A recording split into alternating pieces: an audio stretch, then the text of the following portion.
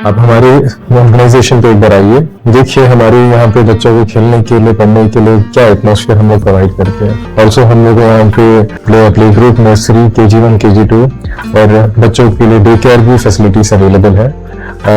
शाम के वक्त बच्चों को ट्यूशंस का भी हम लोग प्रोविजंस करते हैं। तो हमें एक ऐसा स्कूल चाहिए था जहाँ पे बच्चे को डिसिप्लिन से ज़्यादा प्यार मिले, बहुत केयरिंग है और अपने बच्चों की तरह केयर करते हैं। बहुत अच्छा स्कूल है, पर्सनल अटेंशन देते हैं हर एक बच्चे को, बहुत सारा एक्टिविटीज भी सिखाते हैं, योगा भी सिखाते हैं। हम अपने बच्चे के लिए एक अच्छा प्ले ग्रुप ढूंढ रहे थे, तो हम इस स्कूल में आए। यहाँ पे बहुत अच्छा लगा, मतलब यहाँ स्पेस बहुत अच्छा है। Staffs are very friendly and kind, and she's been able to communicate whatever is happening in the school to us. तो जब यहाँ आया हुआ था सिर्फ तमिल बात कर रहा था, लेकिन अभी हिंदी, इंग्लिश वगैरह सब कुछ बात कर रहा है। बस क्लीनलीनेस सब कुछ बढ़िया है यहाँ पे। डैंड्रफ बार बार वापस आ रहा है और शैम्पू बदल बदल के थक गए हो?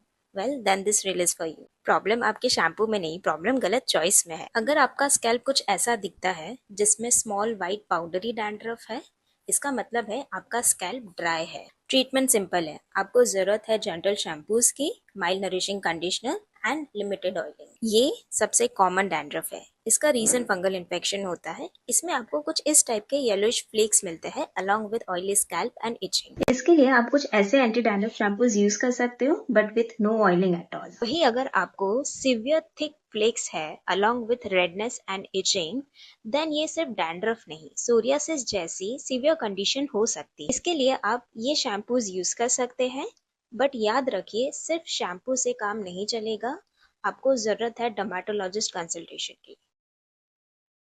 जय हिंद, मैं नैना न्यूज़ अंडमान 24/7 में आप सभी का स्वागत करती हूँ। विपो से जुड़े कुछ मुख्य समाचार। सबसे पहले हेडलाइंस। ज्ञान भारतम मिशन के तहत अंडमान निकोबार में मनुस्क्रिप्ट और हेरिटेज को डिजिटलाइज करने की शुरुआत। CBSE क्लास 10th के सेकेंड फेज एग्जाम 15 मई से होंगे। रेवेन्यू कैंप कोर्ट का आयोजन, लोगों को डॉक्यूमेंट्स के साथ अटेंड करने की अपील। SVPMC में नए चेयरपर्सन के लिए चुनाव संपन्न। कैरी और फिशरीज डिपार्टमेंट का lab to land initiative.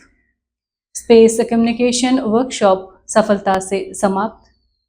Ayushman Arogya शिविर मायाबंदर में आयोजित। स्टेट लाइब्रेरी में world book and copyright day का आयोजन। सेंसस 2027 के पहले फेज की तैयारी तेज। अब खबरें विस्तार से। अंडमान निकोबार द्वीप समूह में कल्चरल हेरिटेज को बचाने के लिए एक बड़ा कदम उठाया गया है, जहां ज्ञान भारतम मिशन के तहत पुराने मनुस्क्रिप्ट और आर्चिवल्स रिकॉर्ड्स को आइडेंटिफाई, डॉक्यूमेंट और डिजिटलाइज करने का काम शुरू किया गया। सरकार ने लोगों से अपील की है कि वे अपने पास रखे पुराने डॉक्यूमेंट्स, फोटोग्राफ्स और मैन्युस्क्रिप्ट्स को शेयर करें, ताकि आइलैंड की ऐतिहासिक विरासत को संरक्षित किया जा सके। ये इनिशिएटिव यूथ को अपनी जड़ों से जोड़ने, पुरानी नॉलेज को फ्यूचर जनरेशन तक पहुंचाने में मदद करेगा। शिक्षा के क्षेत्र से जुड़ी बड़ी खबर। CBSE ने 10th के सेकेंड फेज एग्जाम की तिथि घोषित कर दी है, जो 15 मई से शुरू होंगी। ये एग्जाम उन स्टूडेंट्स के लिए ऑप्शनल होगा जो अपने मार्क्स इंप्रूव करना चाहते हैं। बोर्ड्स ने यह भी कहा है कि स्टूडेंट्स किसी भी 3 सब्जेक्ट्स में अपनी परफॉर्मेंस सुधार सकते हैं, जिससे उन्हें एक और मौका मिलेगा बेटर रिजल्ट हासिल करने का। इसके अलावा रेवेन्यू कैंप कोर्ट का आयोजन किया जा रहा है, जिसमें लोगों को अपने ओरिजिनल डॉक्यूमेंट्स के साथ अटेंड करने के लिए कहा गया है। ये कैंप उन लोगों के लिए खास तौर पर महत्वपूर्ण है जिनके रेवेन्यू रिकॉर्ड्स या नाम संबंधी मामले पेंडिंग है। एडमिनिस्ट्रेशन ने साफ किया है कि बिना वैलिड डॉक्यूमेंट के क्लेम्स एक्सेप्ट नहीं किए जाएंगे, इसलिए सभी एप्लीकेंट्स को प्रॉपर डॉक्यूमेंट्स के साथ ही कैंप में पहुंचने की सलाह दी गई है। श्री विजयपुरम म्युनिसिपल काउंसिल में 5वें टर्म्स के लिए चेयरपर्सन पद का चुनाव सफलता से पूरा हो गया है, जहां वार्ड नंबर 12 की काउंसलर श्रीमती वसंता को नया चेयरपर्सन चुना गया है। यह चुनाव एडमिनिस्ट्रेटिव प्रोसेस के तहत कंडक्ट किया गया है और नई लीडरशिप से शहर के विकास को और तेजी मिलने की उम्मीद है।